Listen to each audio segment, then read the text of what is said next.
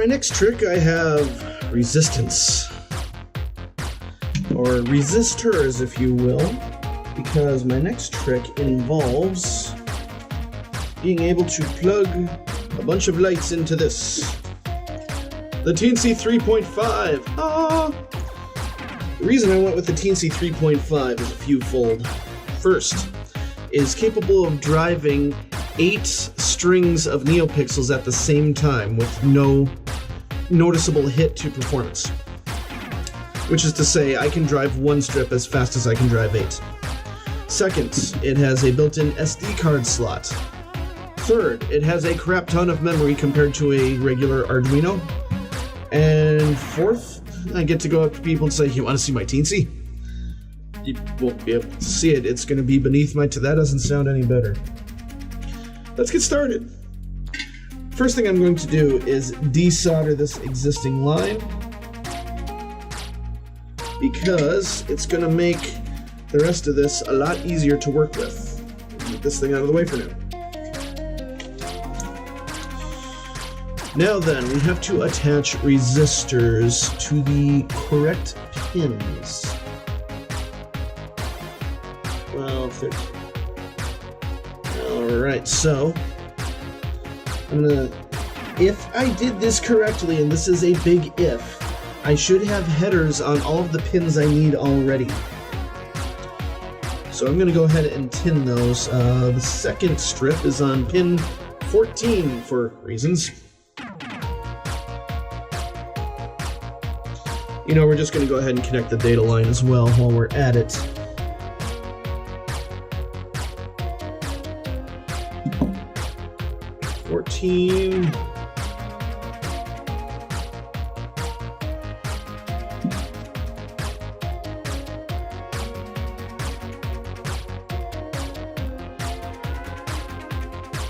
Okay. The third one is on pin 7. For the life of me, I can't see. 4, 5, 6, 7. And the next one is on pin 8, and those two are close for comfort, so let's mosey that on over just a bit. That'll do. I should still have some solder on there. I do.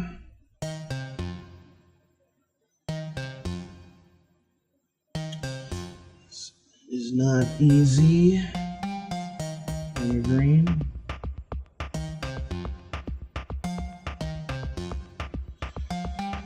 Alright, as I said, next one is pin 8, which is a very close neighbor.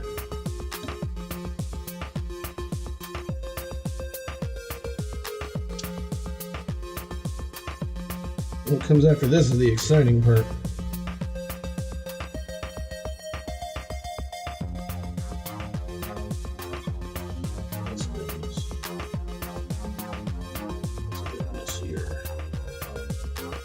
That'll do. I don't like the movement, but that'll do. Pin 6. Alright.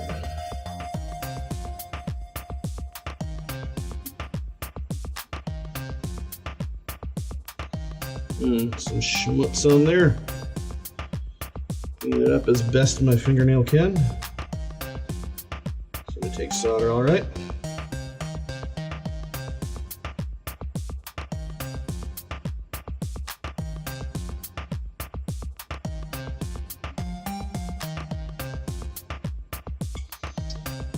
Extra, alright.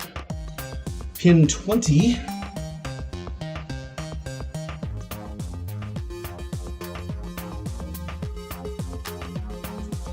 Oh, I'm at it. Pin 21. That'll be that one. Then pin 5.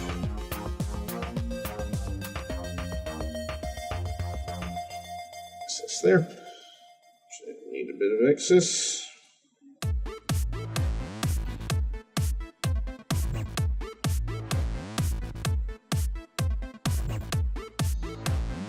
Come underneath.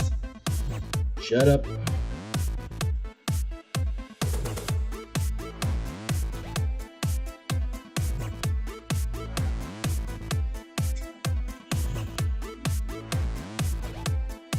I do like soldering. There's something very pleasing about doing something that's essentially similar to welding without all the fanfare that comes with the sparks and the welding mask and the molten metal splashing against clothing.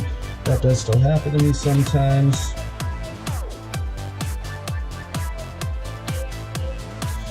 I also like just the fact that I can see the solder cure. It oxidizes. It turns from a very mirror finish to more of a dull finish.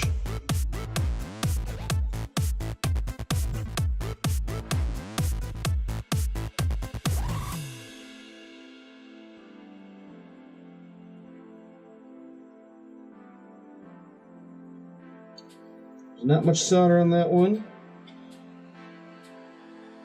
And yep, came right off. So a bit more to that.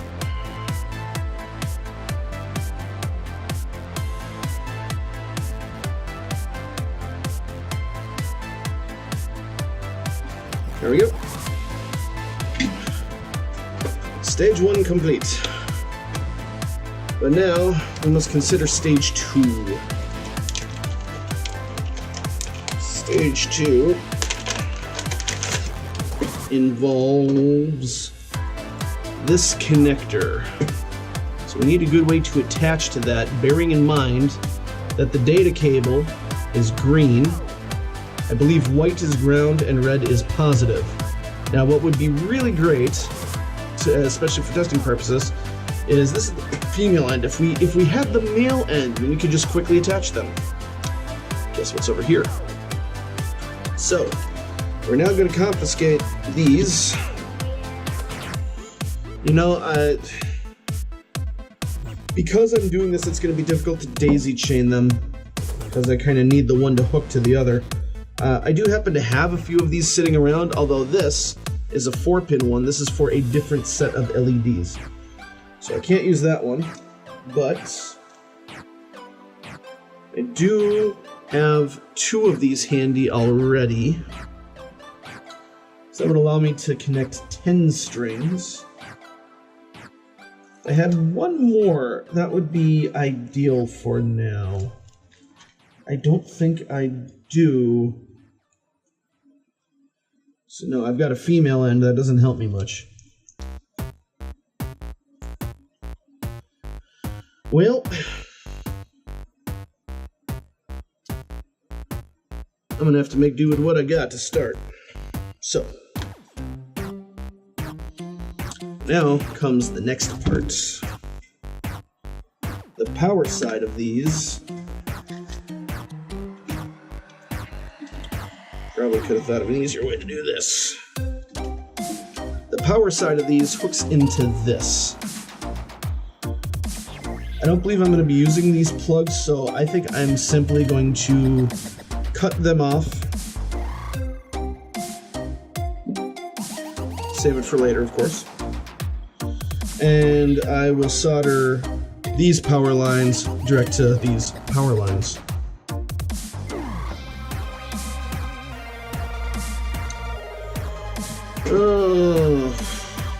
What do I want to do for this? Probably a 1/2 inch should be good. Could be good, should be good.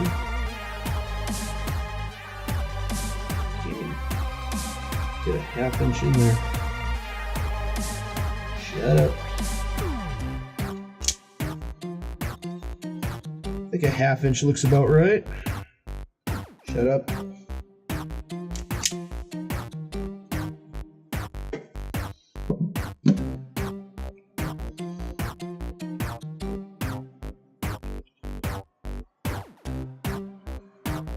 Now, originally I had intended to replace these wires with something else. However, with the boards firmly glued in place, that's not really feasible. Now, let me grab one of these strips and double check. Of course they did. double check what I can't double check because they've shrink wrapped the end. Dun dun dun. I am 90% sure though. Yeah, because we've got the two free ends coming off. So red is positive, white is ground, green is data.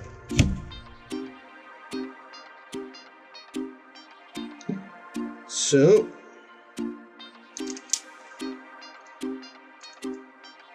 get to some more stripping.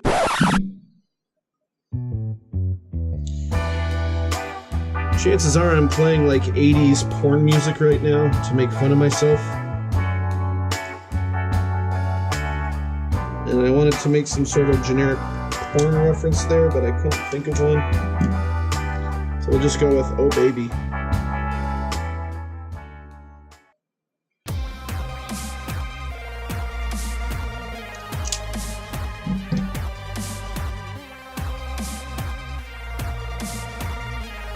Alright. One down, actually 6 to go because this one's already connected. Actually probably 5 to go because I'm gonna need one of these to, actually there's a way around that. There's a way around that. I'll need to siphon power off of one of these for the board itself, but they have the 2 extra wires, so I can just use one of those for one of the board. In fact, let's go ahead and take this one off.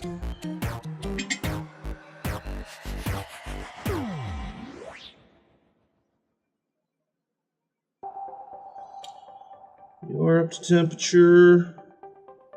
It's just really dry solder, I suppose.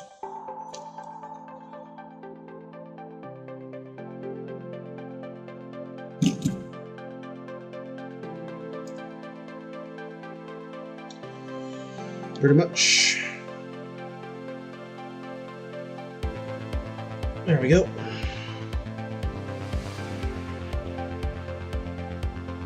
So one of these will have to be a 3-way splice, no biggie. No biggie. I have a lot more of this to do, so we'll come back when a lot more of it is done.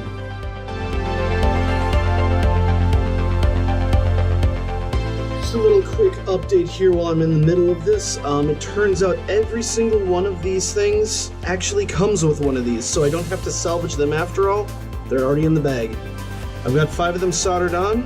I did test it and nothing exploded with 5, so I'm going to keep going until we get 8, and that's what you'll see next.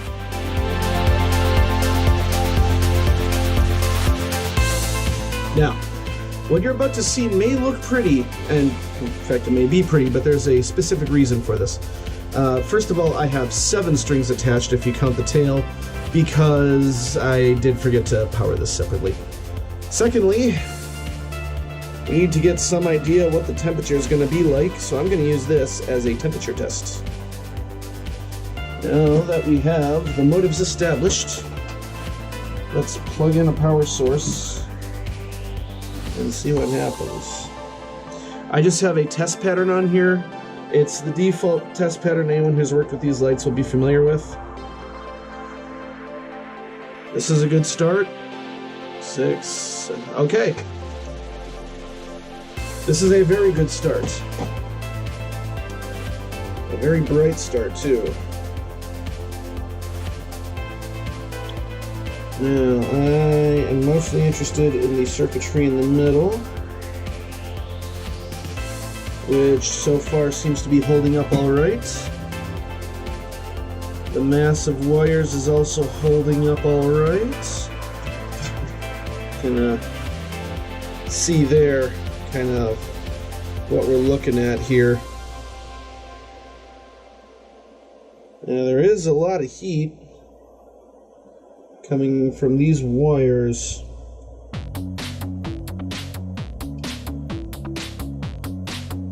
The wires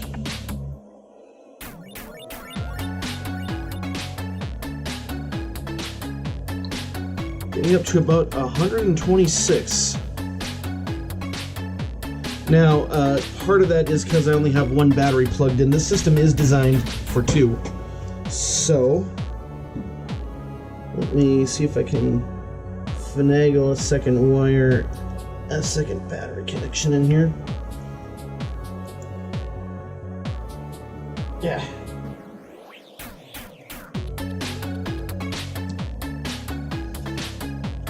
It's proving difficult.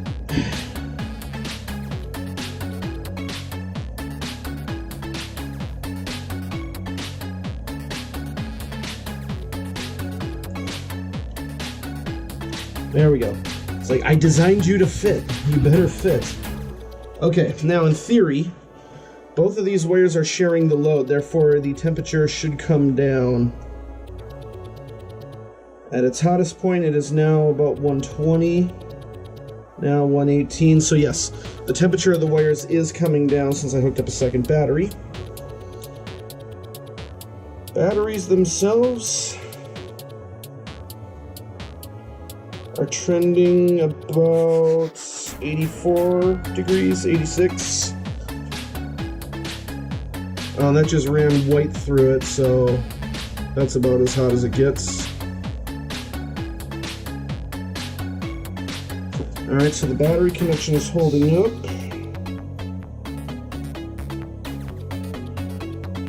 The internal systems are heating up as one would expect to around 100. The heatsink is also heating up, which is good because that's what a heatsink should do. It should sink heat.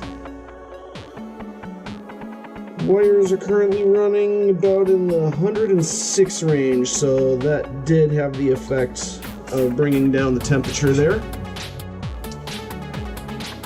And yeah, this actually runs full white for some of these, which my system was never quite intended to do, although I figured it might happen in rare circumstances.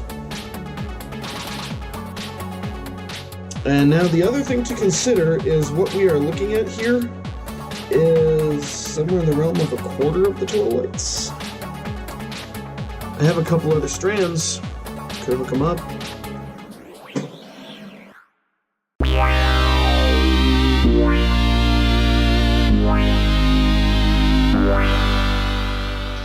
What you are now looking at is basically every single LED strip I currently have access to in strip form. There is this one. You know what? Okay, there's this one. We can add one more as soon as I get all these hooked up.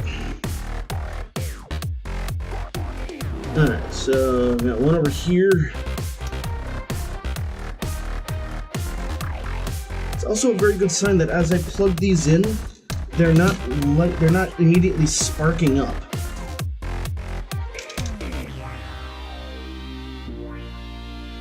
It is sometimes the case with NeoPixels that once they are powered, they emit a flash. And I was hoping to introduce a system whereby I could shut off strips I wasn't using, because this many strips, even unpowered, will suck up a fair amount of energy. So it's good to know that I should, in fact, be able to do that. This one plugged in.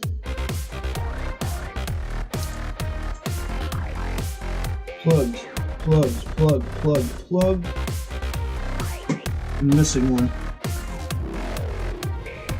1, 2, 3, 4, 5, 6. Okay, and then 7.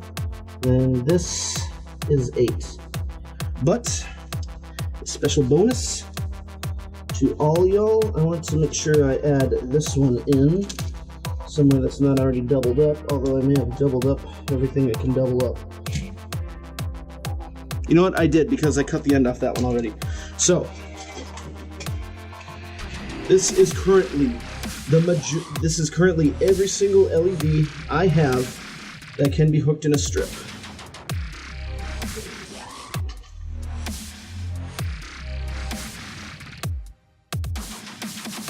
That's funny.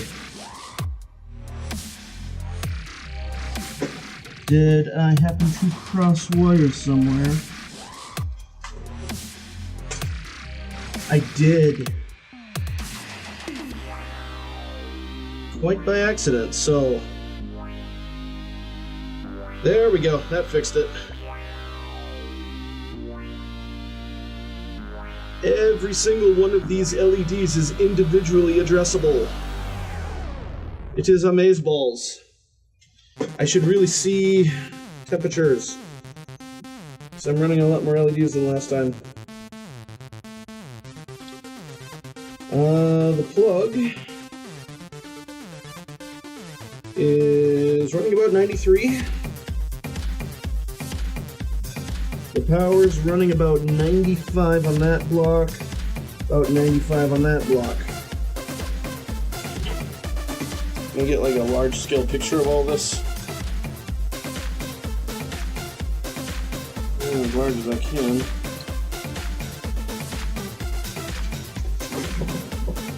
Well, the proof of the pudding's going to be in white as soon as we go to white. This kind of looks like white, this is yellow. Now, you do see we're getting this brownout condition here. What's going on there is, as the voltage gets closer to the center, it keeps dropping little by little as it goes over the distance. The last color to cut out is red. So that means the red LEDs are still working when the others don't have enough power to. When this is in suit form, it's only going to go one strip before it gets a fresh power drop. This is going 300 LEDs before it gets a power drop. That's not going to be happening. This is just to stress test the system and see what kind of temperatures I pull. I've now got the power plug up to 111. Noticeably warm, but not uncomfortably. The internal of the tail is about 108. Grab a picture of those. Actually, let me change modes here.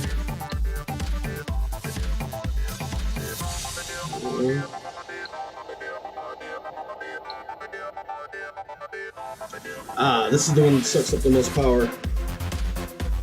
Yep, that got me up to 120.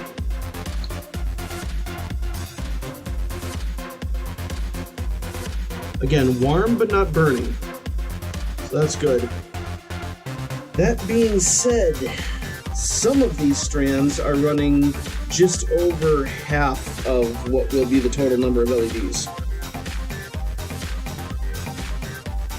But let me do the math. I will tell you what we are actually running right here. If I grab my calculator, I have 12 rolls of 5 meters of 150 per meter. I happen to know that the tail has 165. So